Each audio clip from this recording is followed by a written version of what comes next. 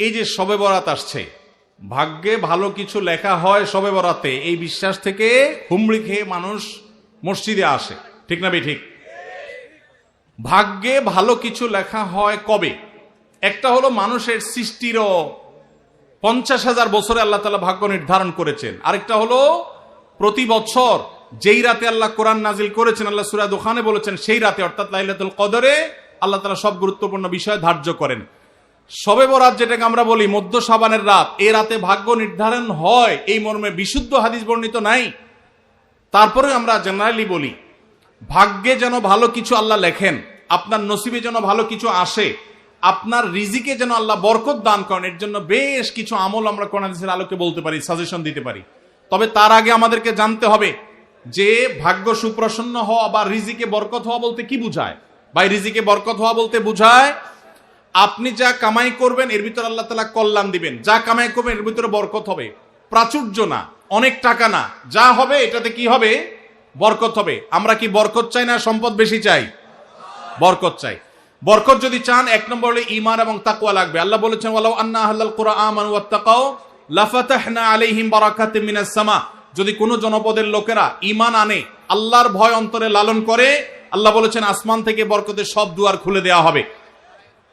এজন্য ভাই, ঈমান যদি থাকে, তাকওয়া যদি থাকে, গুনাহমুক্ত জীবন গড়ার সংকল্প যদি থাকে, বরকত আসবে জীবনে। নাম্বার 2, ইস্তেগফার বেশি বেশি করলে, আল্লাহ বলেছেন সূরা নূহের মধ্যে, যদি কেউ ইস্তেগফার করে, নূহ আলাইহিস সালাম তার জাতিকে বলেছেন ফাকুলতু আস্তাগফিরু রাব্বাকুম ইন্নাহু কানা গাফফারা ইউরসিলিস সামাআ আলাইকুম মিদরারা ওয়া ইমদিদুকুম বিআমওয়ালিন ওয়া বানিন ওয়া ইয়াজআল লাকুম জান্নাতিন ওয়া ইয়াজআল লাকুম আনহারা। আল্লাহ নবী নূহ আলাইহিস সালাম বলেছেন, আমি আমার জাতিকে বলেছি তোমরা আল্লাহর কাছে ইস্তেগফার করো, ক্ষমা প্রার্থনা করো।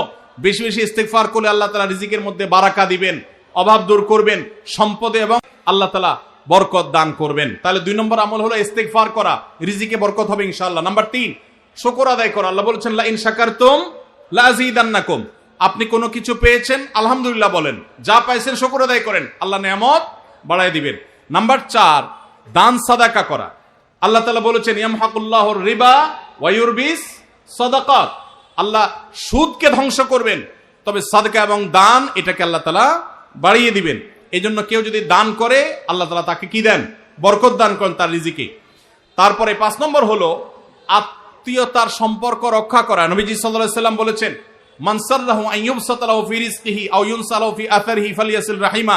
যে ব্যক্তি চায় তার আত্মীয়তার সম্পর্কে, যে ব্যক্তি চায় তার হায়াতে বরকত হোক, তার রিজিকে বরকত হোক, সেই জন্য আত্মীয়তার সম্পর্কের সাথে সম্পর্ক ভালো রাখে, আত্মীয়দের সাথে, অর্থাৎ রক্ত সম্পর্কে আত্মীয়দের সাথে যেন সম্পর্ক কানেক্টেড রাখে, বিচ্ছিন্ন না করে, তাহলে তার রিজিক এবং হায়াতে বরকত হবে।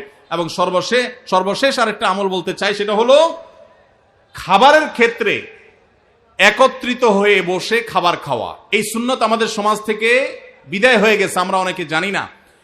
আবু দাউদের একটি হাদিস বর্ণিত হয়েছে, নবীজি সাল্লাল্লাহু আলাইহি সাল্লামের কাছে এক ব্যক্তি বললেন, হে আল্লাহর রাসূল, আমরা খাই কিন্তু অনেক খাওয়ার পরেও পরিতৃপ্ত হই না, পেট ভরে না, খাবারের চাহিদা পরিপূর্ণ মিটে না, কারণটা কি? নবীজি সাল্লাল্লাহু আলাইহি সাল্লাম বলেছেন তোমরা সম্ভবত আলাদা আলাদা প্লেটে খাও, আলাদা আলাদা সিঙ্গেল খাও। তখন নবীজি সাল্লাল্লাহু আলাইহি সাল্লাম বলেছেন তোমরা সবাই একসাথে খানা খাবে, আল্লাহ তাআলা তোমাদের খাবারে বরকত দান করবেন। একসাথে খানা খাবে এবং বিসমিল্লাহ বলে খাবে, এই 2টা কাজ করলে আল্লাহ তাআলা তোমাদের খাবারে বরকত দান করবেন। এজন্য ভাইরা, বাসা বাড়িতে এক প্লেটে, স্বামী স্ত্রী 2 জন আছেন, এক প্লেটে খাবেন, বাচ্চাদেরকে নিয়ে বড় প্লেট নিয়ে খানা খাবেন, এটা সুন্নত। নবীজি সাল্লাল্লাহু আলাইহি সাল্লাম উৎসাহ দিয়েছেন, কিন্তু আমাদের সমাজ থেকে এটা এখন হারিয়ে গেছে, নাই বললে চলে। আমরা সবাই যার যার মতো খানা খাই। এজন্য এই কাজটাও আমাদের আমলে, আমাদের রিজিকে, আমাদের হায়াতে বরকত এনে দিবে ইনশাআল্লাহ। সুদে টাকা লাগায় এমন ব্যক্তি সমাজে বিচার করে, তার বিধান কি? সুদে টাকা লাগায় এই রকম আসামি থাকলে তার নিজেরই তো বিচার করা উচিত, সে আবার কিসের বিচার করবে? মুসলমানদের সমাজে হারামখোররা কখনো বিচারকের আসনে বসতে পারা উচিত না। মুসলমানদের উচিত এগুলোকে সতর্ক করা, এগুলোর ব্যাপারে সতর্ক থাকা। আল্লাহ আমাদেরকে তৌফিক দান করুন। যে সমস্ত মানুষ হারামের সাথে খুল্লম খোলা সম্পর্ক, মুসলমানদের সমাজে কিভাবে তাদেরকে বিচারক হিসেবে ডাকেন? আর ভালো মানুষের কি অভাব পড়ছে এলাকায়? সুদখোর ছাড়া ভালো মানুষ কি নাই এলাকায়? তাহলে কেন সুদখোরকে দিয়ে বিচার করতে হবে? যে আল্লাহর ভয় যার মধ্যে নাই, সে কিভাবে ন্যায়সঙ্গতভাবে বিচার করবে? কিভাবে আশা করা যায়? আল্লাহ আমাদের ভাইদেরকে সবাইকে হেদায়েত দান করুন। যারা সুদের কারবারে জড়িয়ে আছেন, আল্লাহর ভয়ে হারাম থেকে সরে আসুন। আইডি কার্ড ও পাসপোর্ট বানানোর কাজ করা হালাল নাকি হারাম? আইডি কার্ড বা পাসপোর্টের কাজ, অর্থাৎ কারোর আইডি কার্ড পাসপোর্ট লাগবে, সেটার জন্য কাগজপত্র রেডি করলেন, অনলাইনে ফর্ম ফিল আপ করে দিলেন, এসব কাজ টাজ করে আপনি ফি নিলেন, এটা জায়েজ আছে। কিন্তু আপনি আইডি কার্ড এবং পাসপোর্ট অবৈধ উপায়ে যেটা পাওয়ার কথা না সেটা পাওয়াই দিবেন, যেটা 10 দিনে পাওয়ার কথা সেটা 5 দিনে পাওয়াই দিবেন, এই রকম করে যদি আপনি অফিসারদের সাথে তলে তলে লিঙ্ক করে ঘুষের লাইন করে আর ক্লায়েন্টের কাছ থেকে টাকা নেন, তাহলে সেই উপার্জন আপনার হারাম। কথা কি বুঝাতে পারছি? একটা হলো যে আপনার একটা দোকান আছে, কম্পিউটার দোকান আছে, নেট সার্ভিস আছে, আপনি অনলাইনে ফর্ম ফিল আপ করে দিলেন, কাগজপত্র আগায় যোগায় দিলেন, এটার জন্য ফি আপনি 2000 4000 আপনি নিতে পারবেন।